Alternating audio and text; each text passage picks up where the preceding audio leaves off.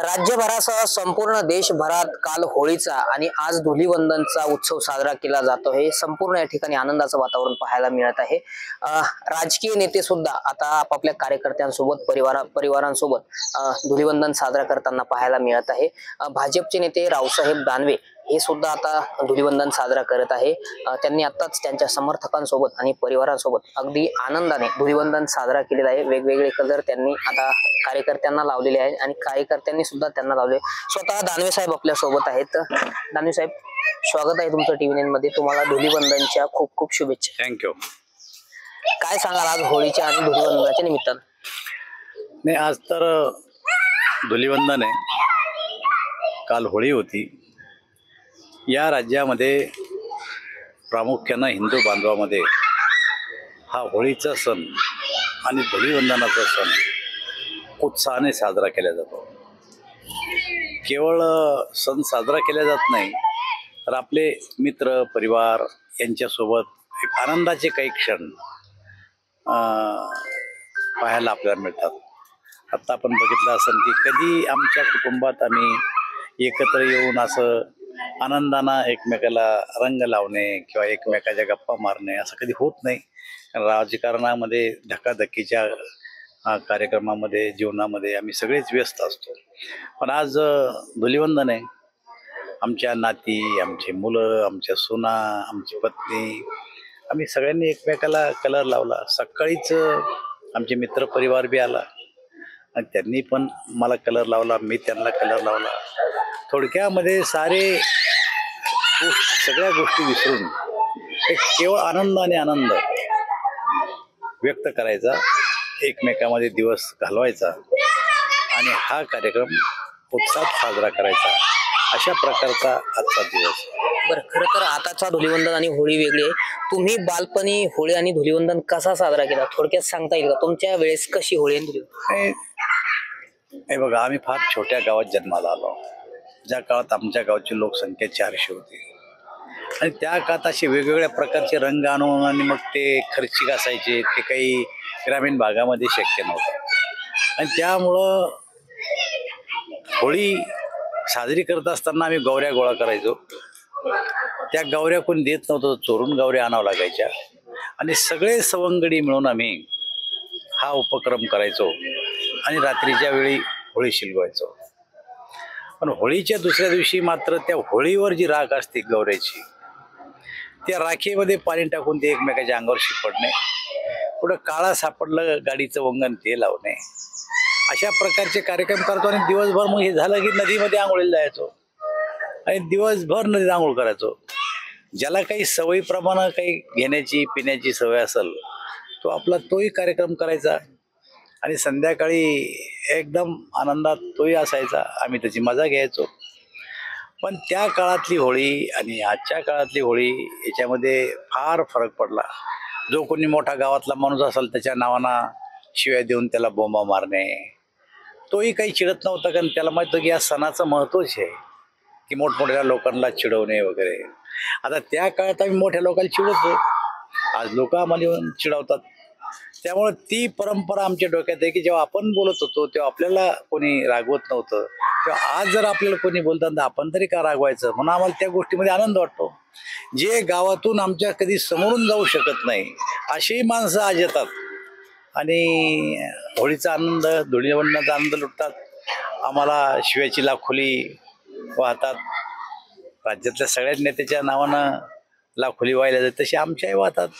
त्यामुळं त्या दिवशी या गोष्टीचा आम्ही आनंद घेतो, दुःख मानत नाही। हा फरक आता झाला आहे। एक काळ असा होता आम्ही द्यायचो, आता एक काळ असा झाला की लोक आम्हाला द्यायला लागले। बरं, राज्यात महायुतीची सत्ता आल्यानंतर कोणता कलर गडद होतोय, काय वाटतं तुम्हाला?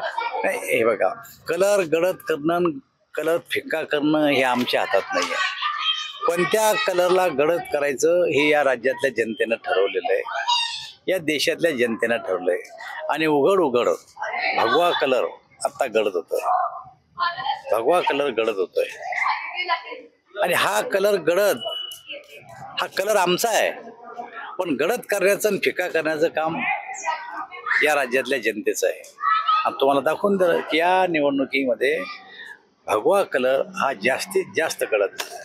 बरं, उद्धव ठाकरे आणि संजय राऊत या दोघांना कोणता कलर तुम्ही द्याल, काय सांगा? हे बघा, मुळामध्ये ते भगवा कलर त्यांचाही होता जोपर्यंत बाळासाहेब ठाकरे होते. पण जेव्हा बाळासाहेब ठाकरे गेले त्याच्यानंतर त्यांनी रंग बदलला. आपल्याकडे काही प्राणी आहेत ना रंग बदलणारे, तसा त्यांनी रंग बदलला. आता रंग बदलला, दाखवायला वरून भगवा आहे पण आतून लावला हिरवा. या राज्यातली जनता एवढी चाणाक्ष आहे की त्यांनी ते ओळखलं, अरे इथं भगवे होते, हे हिरवे झाले कसे काय. कोशिश करतात आम्ही भगवे दाखवण्याची, पण त्यांचा भगवाही फिक्का पडला, त्यांचा हिरवाही पक्का पडला. आता ते बेरंग झाले. रंगाचा बेरंग जेव्हा होतो तेव्हा स्वतःच्याच मनाला खंत वाटते की आपलं काहीतरी चुकलं. आज चुकल्यासारखं वाटतं, पण चेहऱ्यावर वेगळाच एक रंग आणून दाखवतात लोकांना ते. त्यामुळं विरोधकाचा रंग उडलेला आहे. उद्धव ठाकरे आणि संजय राऊताला मुळात आता रंगच राहिलेला नाही आहे. कोण्या रंगात जाऊन मी मिसळू असा त्यांचं सध्या तळ्यात मळ्यात चालू आहे. आणि त्याच्यामुळं आता जर या राज्यात रंग कोणता गडद असेल तर तो फक्त भगवा रंग गडद आहे. बरं, आता तुम्ही मगाशी म्हणालात की काही प्राणी आपल्याकडचे रंग बदलतात, नेमकं तुम्हाला रोग कुणाकडे येतो? प्राणी म्हणल्यापेक्षा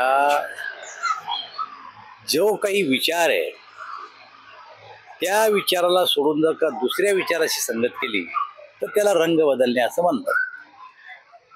उद्धव ठाकरे, बाळासाहेब ठाकरे असताना जो त्यांचा रंग होता तो आम्हीचा दोघांचा रंग एकच होता.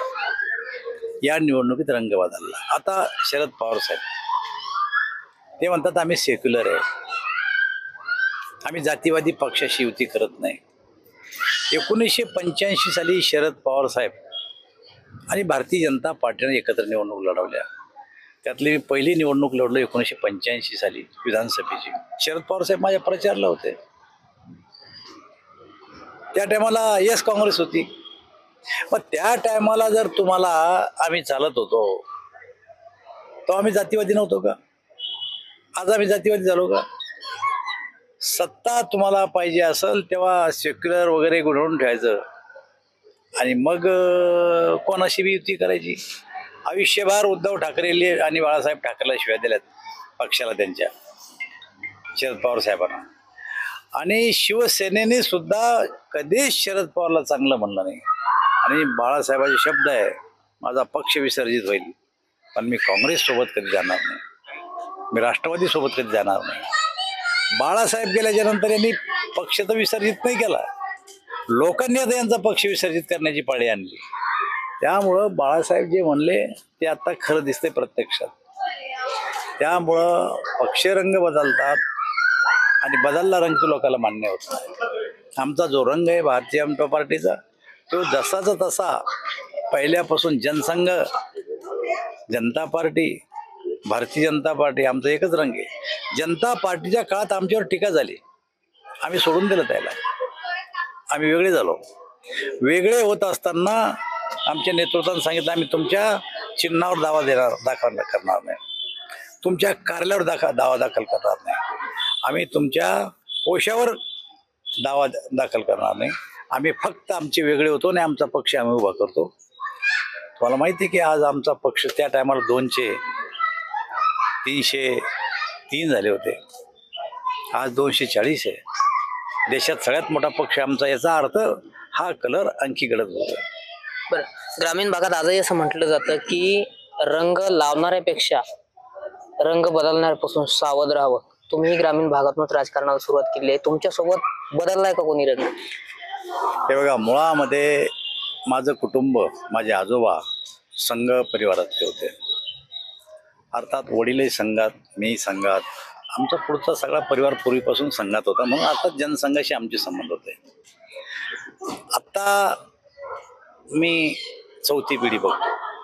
माझे आजोबा, माझे वडील, मी, माझी मुलं आणि माझ्या मुलाची मुलं, 5वी पिढी आहे. अजून तर आमच्या परिवारात रंग नाही बदलला कोणा, पण माझ्या डोळ्यात देखत रंग बदलणारे अनेक माणसं तुम्हालाही माहिती, तुम्ही खंडारीचे आहेत, या जिल्ह्यातले आहेत, ज्यांनी स्वतःला असं म्हणवलं होतं पूर्वी की मी जनसंघाचा आहे, त्यांनी नंतर राष्ट्रवादीत प्रवेश केला, तिकडून निवडणुका लढले. ते कोण आहे काय आहे, आजचा सणाचा दिवस आहे, कोणाची नावं घेऊ नये. जेव्हा राजकीय मंचावर अशी चर्चा होईल तेव्हा आम्ही घेऊ नावं घ्यायला काही भीती वाटत नाही आम्हाला. पण रंग बदललेले अनेक माणसं मी राजकारणात पाहिले. माझ्या राजकीय कारकिर्दीला 45 वर्ष झाली. पण ज्यांनी रंग बदलला तात्पुरता फायदा झाला असेल, पण टिकले नाहीत ते रंग बदललेले. बरं, जयंत पाटील सध्या कुठल्या रंगात रंगतील, अजितदादांच्या की भाजपच्या, काय वाटतं? जयंत पाटला सध्या असं चाललंय, रंगात रंगोनी साऱ्या रंग माझा वेगळा, गुंत्यात गुंतून साऱ्या पाय माझा मोकळा. इकडं बी आहे तिकडं बी आहे, समजू कोणालाच द्यायचं नाही.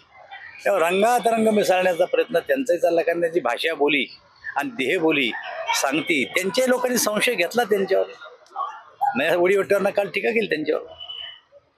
त्यामुळं काही दिवस थांबा, तिथं सुद्धा रंग भगवा गडद होऊन जाईल. काय करतील काय? अरे ते पण एक चांगले नेते आहेत. एवढे वर्ष त्यांच्या वडिलांच्या सोबत आम्ही राहिलो राजकारणात. त्यांचे वडील जनता पार्टीमध्ये होते, राजारामबापू पाटील. तेव्हा आता आम्ही छोटे कार्यकर्ते होतो. मग त्यांचे वडील जेव्हा आमच्या सोबत होते तेव्हा ते आमच्या सोबत येऊ शकतात, आम्ही नाकारत नाहीये. आणि चांगल्या माणसाची आम्हाला गरज आहे. येत असेल तर स्वागत आहे त्यांचं. पण ते सध्या वेट अँड वॉचच्या भूमिकेत आहेत.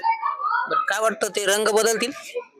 असं आहे, त्यांच्याबद्दल मी सांगू शकत नाही. भाषा त्यांची जी दिसती की मी काही फार खुश नाहीये, याचा अर्थ मी पण एक राजकारणी, जेव्हा कधी पोटातून असे शब्द निघतात तेव्हा कुठंतरी घालमेल असती, अशी स्थिती दिसते मला.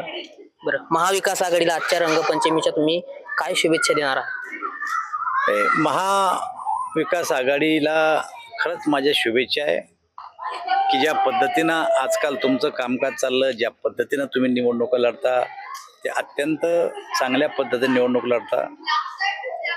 राज्यात जो काही तुम्हाला जनतेनं प्रतिसाद दिला, अशाच प्रकारचा तो प्रतिसाद असावं, अशाच प्रकारचे आम्हाला विरोधक असावं. आणि त्यामुळं जर ते असेच असले तर या राज्यातली जनता सतत आमच्या पाठीमागे राहील, कारण त्यांचं वागणं, बोलणं आणि व्यवहार हा काही फार जनतेला पसंत पडणार नाही. आणि त्यामुळं आज त्यांना जे दिवस आले ते दिवस असेच कायम राहावं आणि विरोधी पक्षाची भूमिका त्यांनी चांगली बजवावं, ही आमची त्यांना शुभेच्छा आहे. बरं, आणि तुमच्या सत्ताधारी महायुतीसाठी आता काही दोन शब्द. हे बघा, ही महायुती जी सत्तेत आली त्यामध्ये आमच्यापेक्षा या राज्यातल्या जनतेला आम्ही श्रेय देतो. आमचे कार्यक्रम, आमच्या पक्षाचा अजेंडा आम्ही जनतेला जाहीरनाम्याद्वारे दिलेले वचन आणि ती पूर्ततेच्या दिशेनं आमची चालू असलेली वाटचाल, याच्यावर जनतेनं शिक्कामोर्तब केलं. आणि त्यामुळं आमचं सरकार दिवसेंदिवस आमचा जो जाहीरनामा आहे, ज्या जाहीरनाम्याकडे बघून लोकांनी आम्हाला मतदान दिलं, तो 5 वर्षात पूर्णपणानं लागू करील अशी आम्हाला अपेक्षा आहे. मी या राज्याचा निवडणुकीचा प्रमुख होतो. देवेंद्रजी फडणवीस, मी, चंद्रकांत दादा, सुधीर मुनगंटीवार, आशिषजी शेलार, ही आमची एक टीम होती. बावनकुळे साहेब आमचे प्रदेशाध्यक्ष, आमचे नायक होते. या सगळ्यांनी मिळून एक रणनीती तयार केली निवडणुकीची. अमितभाईंनी संपूर्ण महाराष्ट्राचा दौरा केला आणि जनतेला भावलं ते की माणसं आश्वासक आहे, हे जे बोलतील ते करतील आणि ते करून दाखवण्याची आम्ही कोशिश करतो. त्यामुळे जनता आमच्या पाठीमागे आहे. आता काही नेत्यांची मी नावं घेतो मोजक्याच, त्यांच्यासाठी कोणता कलर उपयोगी ठरेल तुम्ही सांगा. पंतप्रधान देशाचे नरेंद्र मोदी यांच्यासाठी भगवा, अमित शहा भगवा, देवेंद्र फडणवीस भगवा, उद्धव ठाकरे हिरवा, संजय राऊत. हिरवा दाखवायला भगवा पण खरा हिरवा. म्हणजे उद्धव ठाकरे फक्त दाखवायला भगवे आहेत आणि आतून हिरवे आहेत असं म्हणायचं. यस. संजय राऊत पूर्ण हिरवे, 9 वाजेचा पोपट. चंद्रकांत पाटील, ही आम्ही सगळी लाईन एकच आहे, ती भगवेची लाईन आहे. जेव्हा मोदी भगवे तेव्हा मोदीचे भक्त भगवे. चंद्रकांत दादा भाजपचे, बघव्याशिवाय हे लोक कलर लावू शकत नाही. राहुल गांधी. राहुल गांधीचा रंग तर कोणालाच कळालं नाही काय तर. एकदा एक लावतात, एकदा दुसरा लावतात. अरे ज्या मुस्लिम लीगनं या देशाची फाळणी करायला समर्थन दिलं त्याच्याबरोबर राहुल गांधींना युती केली. याचा अर्थ त्यांचा रंग कोणता? या देशाची G20ला जगाच्या पाठीवरच्या नेत्यांनी येऊन भारतात तारीफ केली आणि जेव्हा जग तारीफ करत होतं तेव्हा लंडनमध्ये जाऊन हे भारताची बदनामी करत होते. यांचा रंग कोणता? यांचा रंग कोणता? जनगण मन म्हणायला जे लोक विरोध करतात, वंदे मातरम म्हणाल जे लोक विरोध करतात ते यांचे समर्थक. यांचा रंग कोणता? त्यामुळे हे बेरंगी लोक आहेत. यांच्यासाठी रंगही नाही अजून अस्तित्वात आला. बेरंगी लोकांना रंग लावून मी कशाला रंगीत करू त्यांना? मला हे सांगा बरं तुम्ही. बरं, शरद पवार साहेब. शरद पवार साहेबांनी सगळे रंग लावून बसले आतापर्यंत. हिरवा बी लावला, भगवा बी लावला, निळा बी लावला, गुलाल बी लावला, कुंकू बी लावला, सगळे रंग लावले शरद पवार साहेब. मला सांगा कोणत्या पक्षाबरोबर शरद पवार साहेबांची युती झाली नाही आतापर्यंत? सगळं करून बसले. या देशात दोनच रंग आहे, एक भगवा एक हिरवा, बस. बाकी सगळे रंग आमचे आहेत. भगवा सोडून हिरवा सोडून सगळे रंग आमचे आहेत. मग हिरवा कोणाचा आहे? हिरवा या देशाला माहिती आहे, तुम्हालाही माहिती आहे कोणाचा आहे. तर आमचे शेजारी अब्दुल सत्तार. मी नाव नाही घेतलं, गोल टोपी घालून आज हिरव्या रंगाना शिल्लोडमध्ये हिरवा रंग आहे. आज त्यांना म्हणा भगवा रंग. म्हणजे तुमचं आव्हान आहे त्यांना भगवा रंग उधळण्याचं? कोणला? अब्दुल सत्तारांना. अरे ते काय माझं आव्हान स्वीकारतील? या राज्याचा मुख्यमंत्री कोण असणार हे मी ठरवतो. विरोध म्हणजे माझ्या बाई चिल्लर आहे. कुत्ता आणि शनिदे आम्ही निवडून येतो. बेटा मी जर तिथं निवडणुकीत उतरलो असतो ना, मला जाता नाही आलं प्रचारला, कारण आमच्या पक्षाचा माणूस नव्हता. 50,000 पाडलं असतं. 2200 मतावर आटपले. एकाच आव्हान स्वीकारतील. आमच्या छोट्या छोट्या चेल्या चपाट्यानं हे हाल केले तैसे मुख्यमंत्री ठरवणाऱ्या माणसाचे आणि कुत्ता आणि शनिदे घेणाराचे, ते काय आमचं हे करतील. बरं, मग अब्दुल सत्तारांसाठी कोणता कलर उपयोगी ठरेल? ते भगवा हिरवा आहे आणि तोही फिक्का पडला होता. बघा वागणं बोलणं व्यवहार कशी चालली. लोक पाहताना रस्त्याने चालले तरी लोक त्याच्याकडे पाहते कसे काय नजरेनं पाहते. जरा विचार कर शिल्लोडमध्ये. त्यांना बी समजतं की अरे आपला रंग उतरलाय, आता बोली भाषेत फरक पडलाय. त्यांना काही शुभेच्छा द्याल का? माझे मित्र आहेत, त्यांना मी रमजानच्या बी शुभेच्छा देतो, त्यांना मी होळीच्या बी शुभेच्छा देतो, त्यांना मी दिवाळीच्या बी शुभेच्छा देतो. आमचे राजकीय मतभेद आहेत त्यामुळं त्यांना आमच्या नेहमी शुभेच्छा असतात. वागताना बोलताना व्यवहार करताना मात्र जरा सांभाळून राहा. देशामध्ये जमीन जागेचे भाव वाढले, शिल्लोडमध्ये भाव वाढले नाही. जाऊन बघा शिल्लोडचे काय हाल आहे. तर साऱ्या सरकारच्या जमिनी ताब्यात घेऊन लावल्या. जिल्हा परिषदचे आमचे छोटे छोटे मुलं त्या शाळेत जात होते, ती नगरपालिकेनं ताब्यात घेतली जागा, पाडून टाकली सारी. आता आमच्या पोरांनी शाळेत जायचं कोण्या? तिथं आता नगरपालिकेचे शॉपिंग सेंटर होईन आणि उर्दूमध्ये लिहिलं जाईन की आमच्या पोरांना उर्दू शाळेत जायचं का? हे भोकरदन नगरपालिकेवर उर्दूमध्ये नाव टाकले नगरपालिकेत. फक्त मालेगावला नाव आहे, भोकरदनला नाव आहे. सरकारनं कशी जिल्हा परिषदनं कसा ठरवलं? यांच्या दडपणाखाली घेतला. पशुसंवर्धन खात्याची जागा नगरपालिकेने ताब्यात घेतली.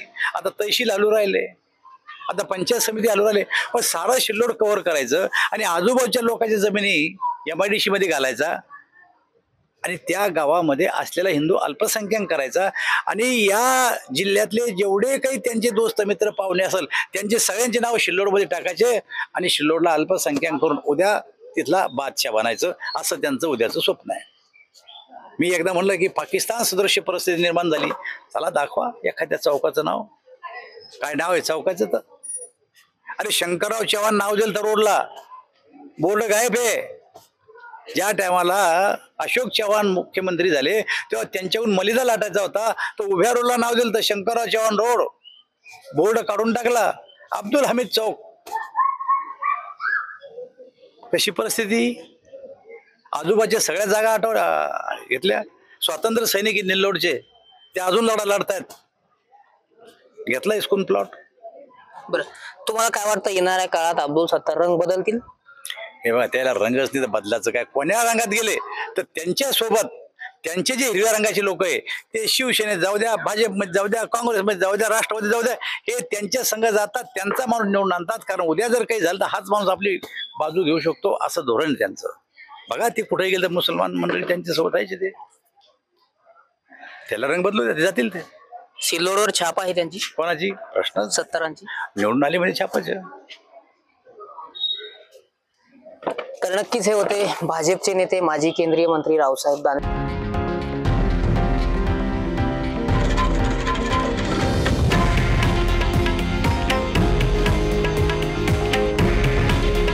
हे आहे देशातील नंबर 1 न्यूज नेटवर्क आणि आपण पाहत आहात TV9 मराठी. काळजी तुमची, हित महाराष्ट्राचं.